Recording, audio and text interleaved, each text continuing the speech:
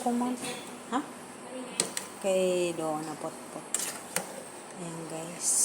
Prepare natin ang ating para sa atsar. Ayan. Gawa tayo ng atsar. Pwede na kaya to? Gulay, gulay. Gulay, gulay. Patayin na natin. Tanggalin na natin siya. Ayan. Saka natin papalamigin bago natin hiwain ang ating kamatis. Palamigin muna natin yan bago natin hiwain. Aray.